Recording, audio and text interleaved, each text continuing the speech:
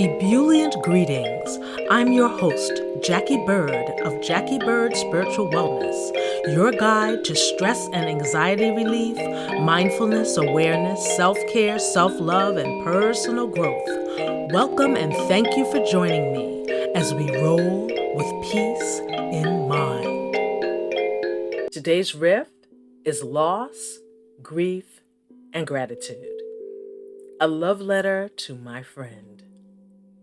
On April 6, 2022, one of my oldest longtime friends left this earth.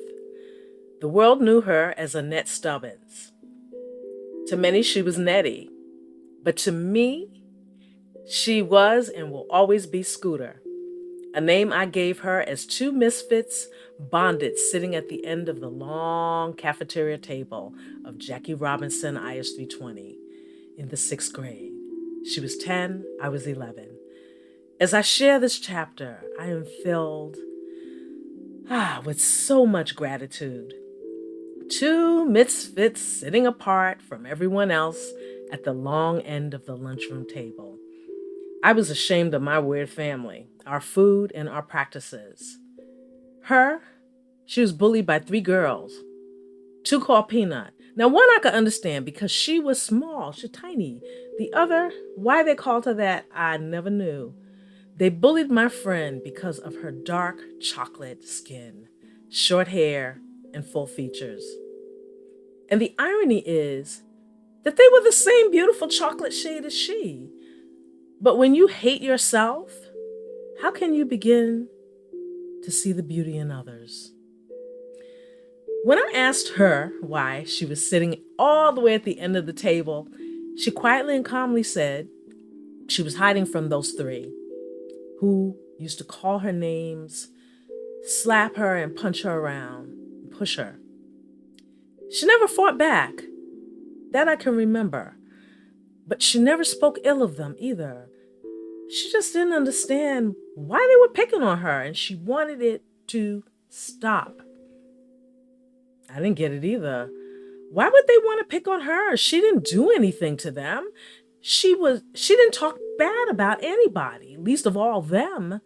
She was a kind, gentle soul, but she was also a firebrand as she got older. I remember going, ooh, is this the same person? Okay. And man, she could put away some Scooter pies. Oh my God, she ate them like they were going out of style. I personally thought they were pretty nasty. But one day, upon observing her wolf them down, I bequeathed her the name of Scooter. I was like, girl, you sure do eat a lot of those things. From now on, I'm calling you Scooter. She adopted it as her slang name.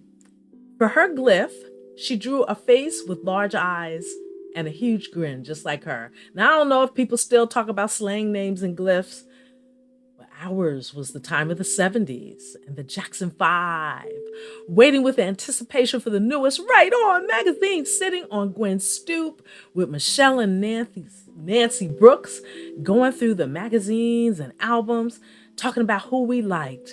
Scooter loved Marlon. I mean, who loved Marlon? It was either Michael or Jermaine, my personal favorite. And though Gwen's favorite was Tito, I could kind of see that. But Marlon? And it didn't matter how much I may have teased her about liking Marlon. She was unwavering in her devotion. That was the Scooter I knew and loved. Loyal, loyal, loyal. What a great friend to have. If she was in your corner, you had a rock at your back. Those were our coming of age years, where we formed strong opinions about our world and our places in it. We used to have the greatest debates. That clique of me, Scooter, Gwen, Nancy, and Michelle, and Karen Cork. Oh, wow. Karen Cork, where are you? I'd love to connect with you. That was also the age of being in classes with silly boys that used to make us laugh so hard. Gum and thumbtacks and chairs, spitballs, and terrorizing the pause substitute teachers. While we didn't personally participate in those shenanigans, we were often the recipients especially the tax on our chairs. And we laughed at it all. Oh my God. Scooter and I, we were both in IGC class. Actually, all of us were in IGC class, and that meant intellectually gifted children. And we were fast tracked to skip the 8th grade, which we did. You had to excel academically to even get into those classes, let alone skip an entire grade. I was bused to school as it was a mile away and out of my zone. There were times I would pick her up and she said, no, it was like way out of my way, okay? When I could use my pass, my bus pass. And there were times of the year that we could use our bus pass on the train if you had a certain type of bus pass. So while it wasn't exactly on my way to school, it was nowhere on my way to school. I would walk many, many blocks to pick her up so we could ride the Franklin shuttle together. I don't know why. I just thought it was so cool to ride the Franklin shuttle. But anyway, there were also those days our clique would connect on a bus and get off a few stops early to buy all the artificially flavored and colored candy we could gorge on. And of course, she bought her scooter pies. That was when we also experimented with cigarette smoking. Still don't understand how anybody could do that. Oof. 2 of our clique became smokers. Scooter quickly dropped that habit. And I followed after, inhaling by accident and feeling like somebody had punched me in the stomach, ow, and in the chest too. And then it was off to high school. I don't know exactly how we ended up in the same high school. It wasn't planned that way. And that school was way out of the way on the other side, the end of Brooklyn. And it was nowhere near our homes. It was like an hour and a half, I think, from my house. Nevertheless, we both found ourselves at John Dewey High School in Bensonhurst, Brooklyn. John Dewey was an experimental school at the time, where the periods were called modules, and the grades weren't the typical A, B, C, but M, MC. Oh, and I think the other one was I.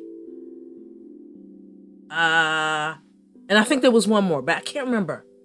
It was okay, and I think it was you, and that's the equivalent of failing. And I don't know why.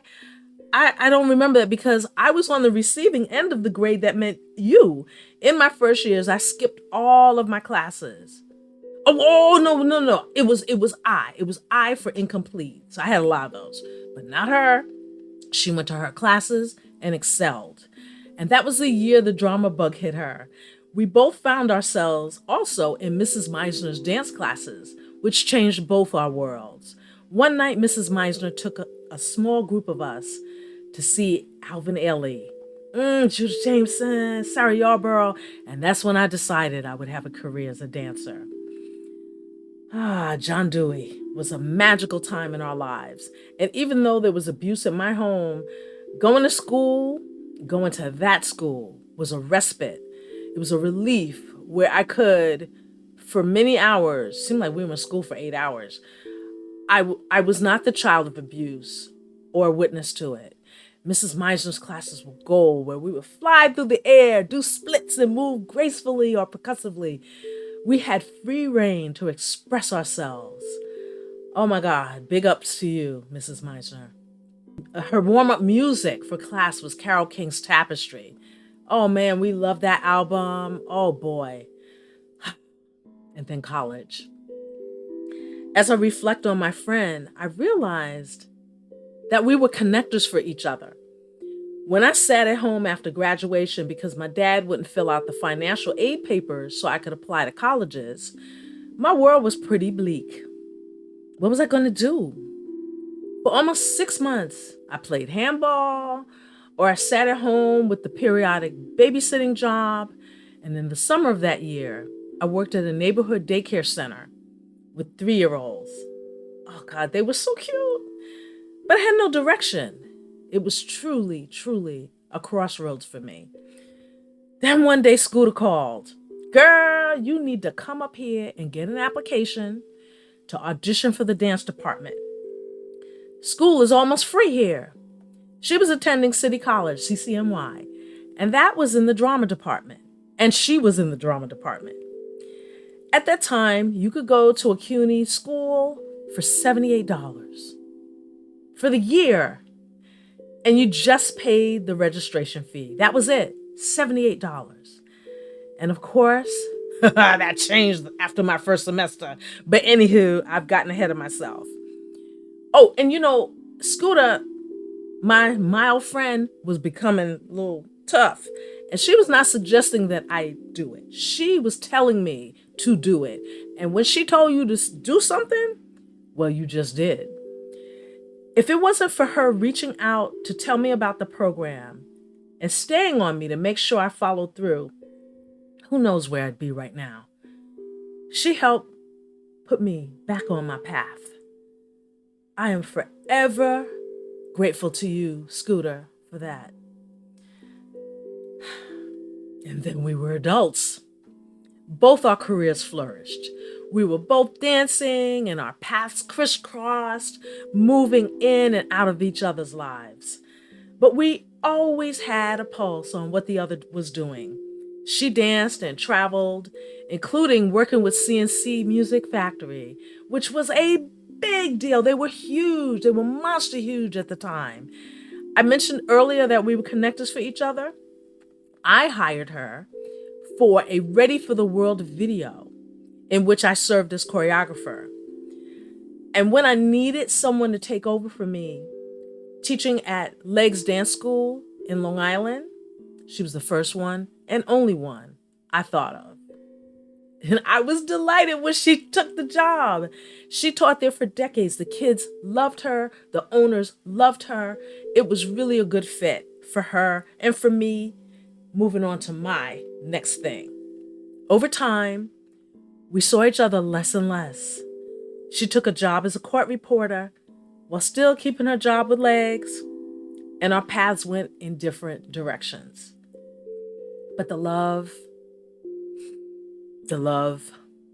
always remained. After I saw her in the hospital prior to her passing, our intentions and our interactions, I should say, were very, very brief. I'd, write her, because she wasn't really picking up the phone. And so I would text her and she would always, always say, I love you. And I am so incredibly grateful. She was a major player in my life. And the day she departed this earth, two very interesting things occurred. Both, I believe, were signs from her. The first was receiving a link to the video I choreographed for that group I mentioned earlier, Ready for the World. The song is, can you do it like this, baby? Can you do it like that, baby? Sugar, or something like that. The link came from a mutual friend of ours who was also in the video, and I had no idea that video had been on YouTube. I hadn't seen it in years. And the copy I had was like the major copy, and that technology went by the wayside. And I would have had to take it to someone that had that machine that could put it onto tapes, or actually onto CD. And the second thing that happened, about an hour later, is I stopped in my neighborhood supermarket, and as my items were being rung up at the cashier by the cashier, a very special song came on over the airwaves. It was So Far Away from the Tapestry album by Carole King that our beloved Mrs. Meisner played in dance class when we were in high school. So far away, doesn't anybody stay in one place anymore? That was the line I heard. And I was absolutely floored because I knew it was a beautiful message from my beautiful friend. I love you, sis. Thank you for being an integral and important part of my journey. I sing your praises and gratitude. Moving through grief and loss is a journey. It's a process that takes time. My friend is free from suffering, and I rejoice in that at the same time that I miss her. Finding outlets to express your feelings, such as writing, is so therapeutic and healing. Celebrate the joy of your loved one. That will lift you up. That will make you smile. That will bring you peace, as you know that they have peace. Please like, follow, comment, and share. Thank you so much.